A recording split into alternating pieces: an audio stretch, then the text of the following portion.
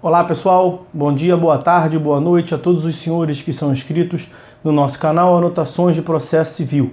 Se você ainda não é, eu sou o professor Arthur Vieira e depois que eu concluí o meu doutorado em Direito Processual, eu resolvi me dedicar a esses veículos de comunicação para que eu pudesse transmitir aos senhores conhecimento jurídico de qualidade e de forma gratuita. Aqui eu vou pontuar o meu e-mail de contato para que eventuais interessados possam estabelecer um contato mais direto. Inclusive, nós podemos eventualmente considerar a hipótese de publicar um artigo científico em conjunto, tá certo?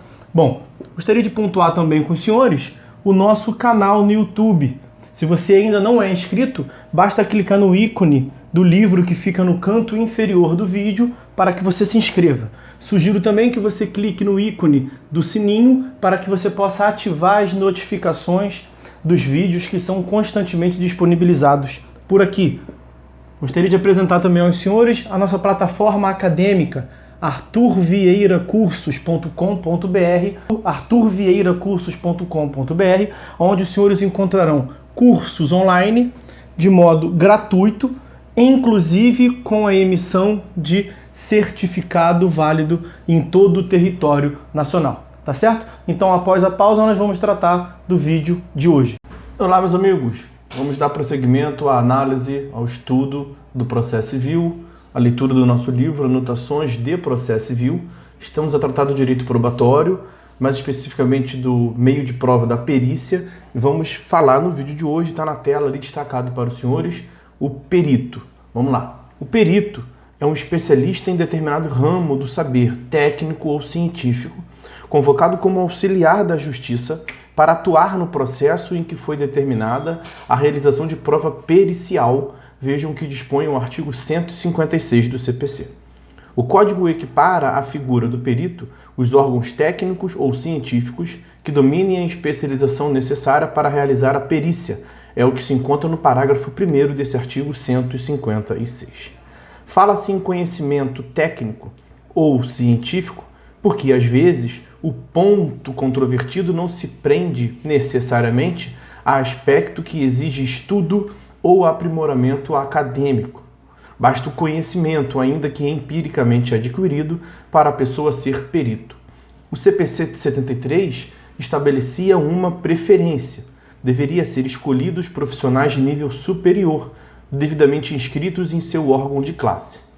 Exceto para a prova técnica simplificada, constante do parágrafo 4º do artigo 464, o CPC de 2015 não faz mais essa exigência. Cadastro de peritos e de órgãos técnicos e científicos. Mas, em contrapartida, o CPC de 2015 prevê um cadastro, mantido por cada tribunal, de profissionais legalmente habilitados e de órgãos técnicos ou científicos aptos a realizar perícias. Vejam o parágrafo 1º do artigo 156. Para compor esse cadastro, devem ser realizadas chamadas públicas, com divulgação na internet ou em jornais de grande circulação, e consultas diretas a universidades, conselhos de classe, Ministério Público, Defensoria Pública e a OAB, para que sejam indicados profissionais ou órgãos especializados. Vejam o parágrafo 2º do artigo 156. A manutenção do cadastro é responsabilidade dos tribunais, que deverão realizar avaliações e reavaliações periódicas dos profissionais interessados. Vejam esse teor, o parágrafo 3º do artigo 156. A intenção do legislador foi afastar o arbítrio e o capricho e dar mais qualidade para a prova judicial e, consequentemente, mais eficiência ao resultado do processo. Se as perícias forem realizadas por profissionais que comprovadamente detenham o conhecimento necessário e que se mantenham constantemente atualizados, o resultado será provas mais robustas e exaurientes, podendo contribuir para a diminuição do número de recursos interpostos. É assim que esse cadastro precisa ser compreendido e posto em prática, e não como mais uma reserva de mercado, um feudo de determinados profissionais e empresas. Enfim, o cadastro deve contribuir para a eficiência da prova pericial, sem burocratizá-la, nem transformá-la em refém de corporações e interesses cartorais. Assim, em princípio, o perito, profissional ou órgão a ser escolhido deverá estar cadastrado perante o tribunal ao qual o juiz da causa estiver vinculado. Na hipótese de se tratar de localidade em que não haja esse cadastro, o parágrafo 5º do artigo 156 assegura a possibilidade de nomeação de qualquer profissional ou órgão técnico ou científico, desde que tenha o conhecimento exigido para a tarefa. Obviamente, a disposição também se aplica aos casos em que, embora havendo cadastro, ele não contenha nenhum profissional ou entidade na área técnica da perícia, ou ainda quando todos os profissionais e órgãos cadastrados estejam impedidos. O perito ou órgão também não precisará estar cadastrado na hipótese de ser escolhido por meio de negócio processual entre as partes. Preferência por estabelecimento oficial nas perícias médico-legal e de falsidade documental.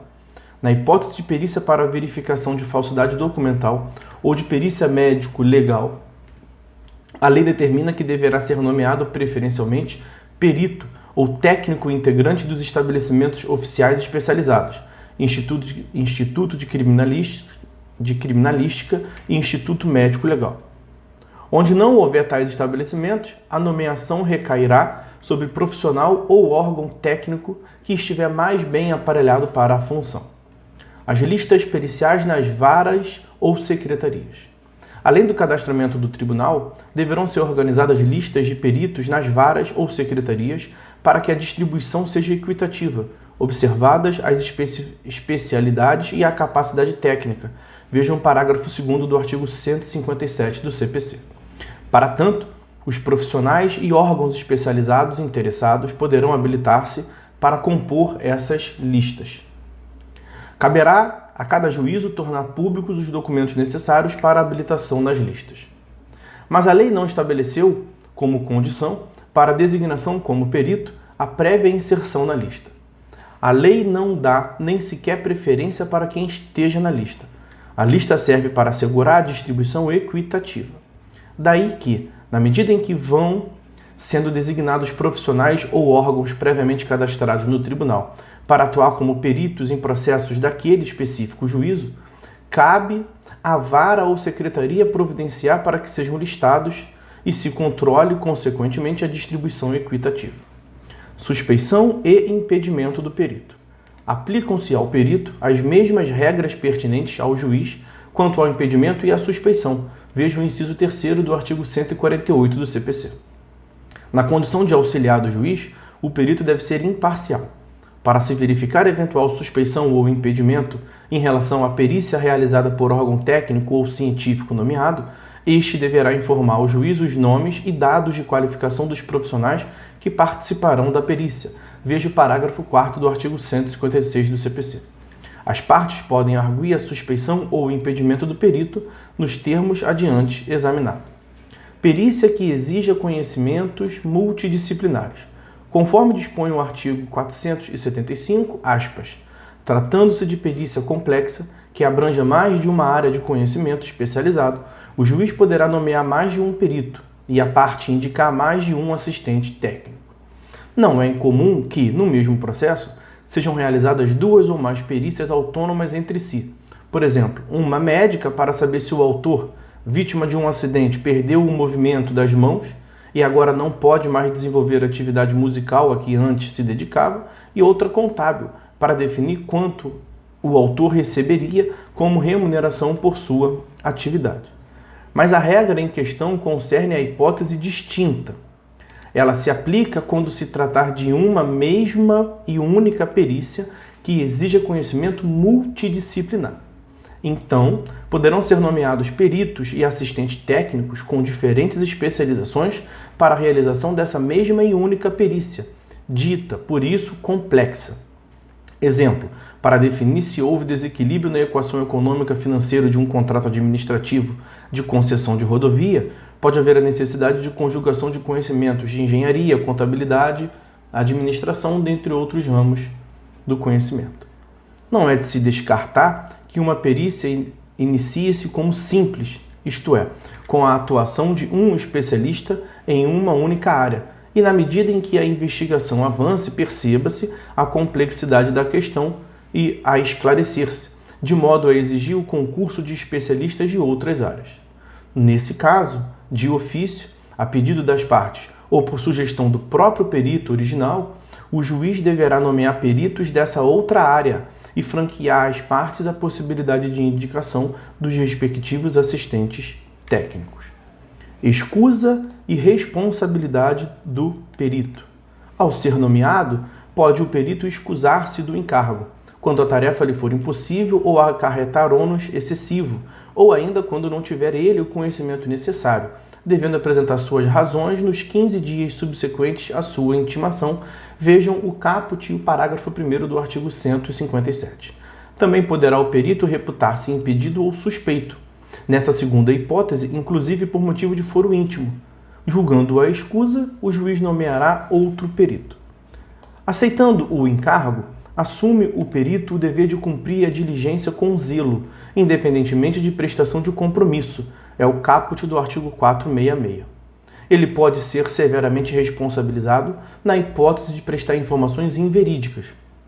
Arcará com os prejuízos sofridos pela parte, ficará inabilitado para a função por 2 a 5 anos, além da aplicação de multa e comunicação à entidade de classe no caso de não cumprimento do encargo. Tudo sem prejuízo das demais sanções previstas em lei, é o que consta do artigo 158 do CPC. O perito será destituído, nomeando-se outro em seu lugar, se no curso da perícia evidenciar-se que ele não detém conhecimento técnico ou científico para adequadamente realizá-la. É o que se encontra do inciso 1º do artigo 468 do CPC. Também haverá substituição do perito se ele injustificadamente não cumpriu o prazo fixado pelo juiz para a entrega do laudo. É o inciso 2º do 468 que preceitua essa regra. O perito que for substituído ficará obrigado a restituir os valores recebidos.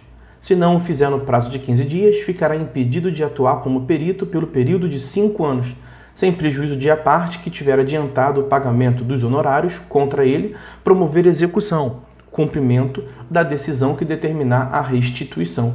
É o que se encontra dos parágrafos 1º a 3º desse artigo 468 do CPC. Agora nós vamos fazer um corte no vídeo por aqui. Nós vamos tratar, para evitar que o vídeo fique demasiadamente longo, nós vamos fazer um corte no vídeo por aqui. Nós vamos tratar a partir do próximo vídeo, que será o vídeo derradeiro a respeito da prova pericial. Vamos tratar do perito consensual e dos demais tópicos a respeito aqui da prova pericial como meio de prova. Tá certo? Então essas foram as considerações do vídeo de hoje. Fiquem todos com Deus e até uma próxima.